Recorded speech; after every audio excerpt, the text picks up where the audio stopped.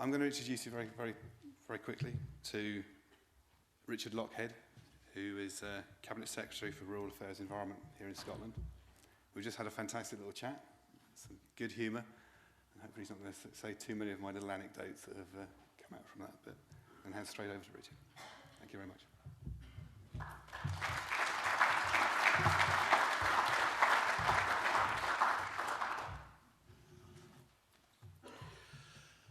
Thank you very much, Stuart, and just let me begin by thanking Farmer for their opportunity to speak today about farm diversification and its role in making farm incomes more sustainable. Of course, it's a very important topic which is very close to my own heart, and it's a real pleasure to be here today. And I was speaking to Stuart downstairs, so he firstly, for some reason, assured me there was lots of clever people here today, so I'm glad to see so many clever people. I'm not sure if he thought because I was an MSP, I'm not used to that, being in the Scottish Parliament, but it did reassure me that I'm in the company of clever people today. And even though it's a pleasure to be here, my one disappointment is that Stuart told me that he's just been to hire a kilt, but he's not wearing it this morning, which was a bit of a disappointment. He did tell me, however, that when he was here 9 years ago, he went to the same place to get his kilt, and that when he went back into the shop, they both recognised him, knew what he did for a living, and remembered all his sizes as well. So that was very impressive after 9 years. So I just want you to all know that's the standard of customer service we deliver in Scotland and here in Edinburgh, and I'm sure you'll all go back to your own business and aspire to achieving that level of customer service. A lot, of course, has changed in Scotland since you were here 9 years ago, so it's a real pleasure to have you back at this particularly exciting time in Scotland. And as you may know, we've even acquired 2 pandas since you were here last time as well. So I hope you get the opportunity to go and visit them if there's any free time in your itinerary. And I can reassure you that our pandas are eating local as well. They are actually, because they're now growing bamboo in Scotland to feed the pandas, and this is the first time they're eating bamboo that's not been grown in China, so they're sticking to your mantra at the same time. Can I also say that I hope your tours yesterday were very enjoyable and useful. Of course, that would have given you hopefully a good opportunity to see some good Scottish scenery and savour some good Scottish produce at the same time. And let me say, I'm a big fan myself of our farm shops in particular and other farming retailing. I represent a constituency in the north of Scotland called Moray, and my local farm shop's in Kinloss, run by the Rhines, a local farming family. And I take my kids there very regularly to enjoy local food and enjoy the play area for the kids as well to give us a break. So I'm a big fan of the kind of businesses you're all involved in. And although I was unable to join you yesterday, my role, of course, as Cabinet Secretary for Rural Affairs and the Environment gives me the chance to travel the length and breadth of the country and to meet face-to-face with the people that work in one of our biggest assets in Scotland, which, of course, is our rural communities. And I'm delighted that we have been able to support the development of a number of the projects that you all saw yesterday. Indeed, through Scotland's Rural Development Programme, we've provided over £25 million for diversification projects. And just one example is Craigie's Farm, Deli and Cafe, where I know some of you went yesterday. And John Sinclair, who also welcomed me here this morning, and his wife Kirsty have shown what can be done with vision and ambition. And of course, a lot of blood, sweat and tears at the same time. And the drive and energy of people like John and Kirsty is a huge asset to this sector and to Scotland, as many of you are. And I hope to continue to be part of that energy and vibrancy through our work in the Scottish Government.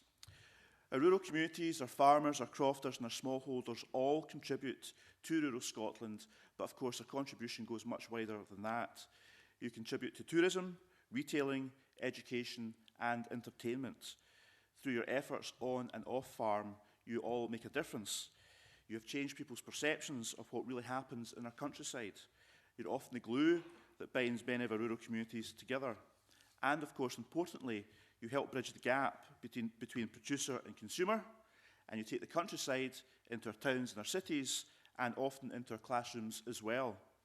So all of that contributes to Scotland's success, and you help make Scotland a land of food and drink, which is now an industry in Scotland worth over £11 billion a year, and it's an industry which is growing all the time. Of course, our land-based industries are not immune to the effects of the financial crisis.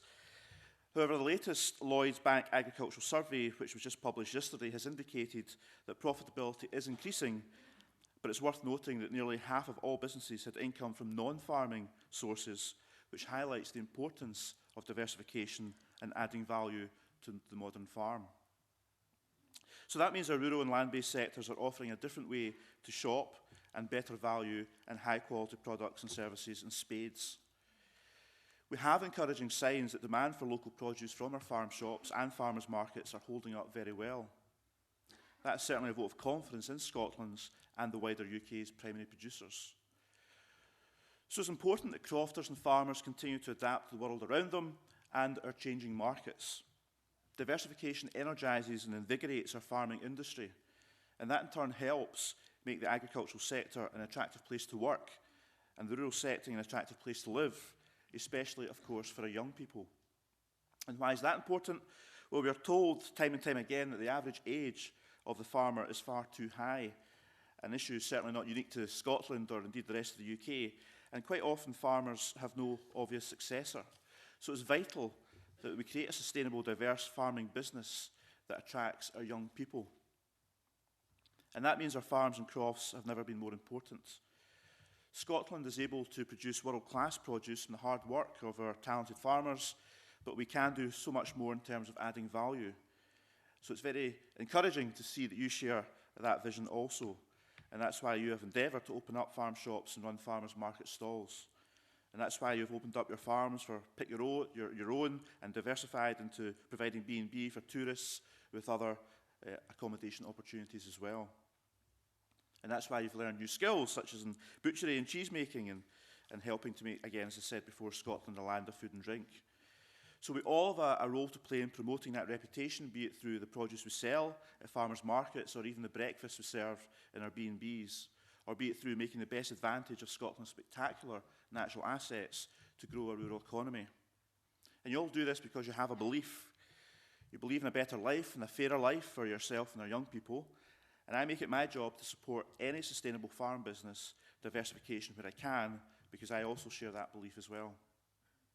And I speak for the rest of the Scottish Government at the same time, because our economic strategy, published last September, identified food and drink and sustainable tourism as some of the key growth sectors for Scotland.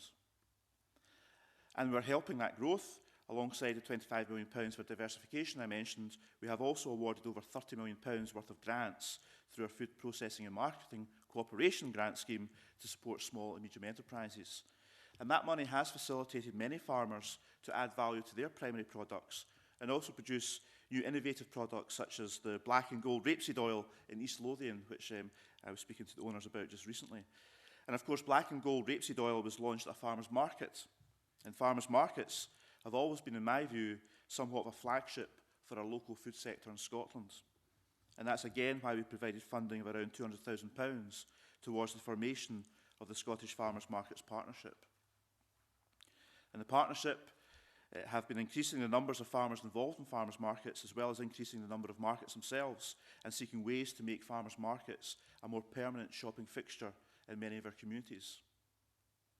So I'm delighted that you are getting the recognition you deserve. Indeed, Edinburgh's Farmers Market, not too far from here, was voted one of the best markets in the whole of the UK by the Daily Express in December just last year. And the popularity of farmers' markets and farm shops has remained buoyant despite, as we alluded to before, some really tough economic times. A recent IGD survey discovered that consumers today are willing to pay a little bit extra for their food to ensure quality of ingredients, animal welfare standards, and local produce. In other words, the provenance of our food is now an important factor in spending behaviour. People are increasingly making different choices about the food we eat and where it comes from. And the interest in food provenance continues to rise, with almost 2 in 5 shoppers saying they would now like to know more about the food that is produced and on their plate. And of course, farmers' markets and shops also give consumers the opportunity to speak directly to the producer. This gives the consumer confidence in the food they buy, and of course an opportunity to ask questions about the food perhaps they would not ordinarily ask. And supporting consumer confidence is essential for successful farm retailing, as well as successful local food promotion. So this means we can make the most of our local foods for both regular shoppers and tourists alike, and develop attractions like food trails to enhance the rural economy and offer something new and interesting for consumers. And Scotland also has some very well-developed food and drink trails which promote local, regional foods and specific food and drink types, whether it's whisky, seafood, cheese, and others in Dumfries and Galloway and the Scottish borders, Grampian and elsewhere that have been developed just in recent years and are certainly taking off. And these trails are proving to be excellent opportunities for farm shops, for farmers' markets, and farmers to harness the tourist trade. And allows tourists the opportunity to experience the high-quality food and drink that our regions do have to offer. And of course, it's just as important that our own people have these experiences as well. Our rural communities can only thrive if we can educate our children about the countryside and about farming. It's really important that we link the food we eat to where it comes from and how it's produced. And so you all play a very, very important role in taking that debate forward. Some of you host farm visits and open days, and just by visiting farms, shops and markets and by picking their own fruit, children, and of course adults as well, will learn more about where their food comes from. But we can't be complacent. We know that Scotland faces some unique challenges. Whilst we have robust rural communities, we have fragility as well. And these fragile communities are in some of the most rugged and spectacular parts of Scotland. The Highlands and Islands, for instance, offer something special. They offer unique and rich landscapes and a taste of wilderness and views that can go on forever. Often, however, regular and conventional agriculture is mostly small scale and does not return a living wage. This has been the case for our crofting communities in particular for many years. So that's why our crofters, where possible, they've been the first to diversify to supplement their income. They diversified into weaving, fishing, forestry, and part or full-time work if they could get it. And they have to contend with remoteness from markets and urban centres, as well as increased transportation costs and input costs to their enterprises. So that's why, in part, we funded the Scottish Crofting Foundation through the Rural Development Programme for a 3-year crofting resources programme. It's also why we've been very supportive of another project called Crofting Connections. That's a 3-year project, school-based, to educate young people living in remote rural communities through the Highlands and Islands about crofting past, present and future. And again, that's delivered through the Curriculum for Excellence. If we're taking farming and farm diversification seriously, we need the next generation to be very, very engaged. So let's make sure that no child in any Scottish school misses out on countryside education. But this can't be done by individuals alone. The whole is certainly greater than the sum of the parts. So it's essential that we all work together and in collaboration where we can. And after all, this is the year of the UN's International Year of the Cooperative. And the UN's International Year of the Cooperative is an acknowledgement by the international community that cooperatives can drive the economy, respond to social change, and are resilient to the global economic crisis, and are serious, successful business creating jobs in all sectors. So we must share the knowledge and learn from other people's expertise and make the best use of wonderful organisations like this one. Also Scotland Food and Drink, and of course the NFU as well, and many, many more, to drive forward our shared vision and belief in equitable and robust rural communities. This conference is an ideal opportunity to do just that, and I congratulate Farmer for this welcome opportunity for you all to get together and share your experiences and network. And I want to congratulate you all at the same time. The results of all your hard work, support and tenacity leads to thriving rural communities that are outward-looking, innovative, flexible and attracting new talent all the time. Wherever we can, we should encourage and celebrate and support rural diversity. So I will certainly continue to do all I can through our successful food and drink policy to achieve just that. You know, between 2007 and 2011, retail sales of Scottish brands across these islands increased by £453 million, nearly a third. And Scotland's primary producers supply around a fifth of all raw materials used by Scottish food processors. So by taking our local food to the next level, we can build on that worth and further Scotland's economic development. So I certainly give you a commitment today that as we refresh our policies moving forward, the promotion of local food and all that you stand for will be a key part of our future. So ladies and gentlemen, before I go, I just want to wish you all a productive conference, and I hope we can all pool our knowledge together and expertise to provide welcome opportunities for our rural and food sectors. This is a really, really exciting agenda you're all involved in. It's going from strength to strength. In Scotland, we've seen the number of farm shops increase dramatically in recent years, the number of farmers' markets and the demand for local food. and you're all part of that agenda, so please continue to support it and enjoy your conference. Thanks very much.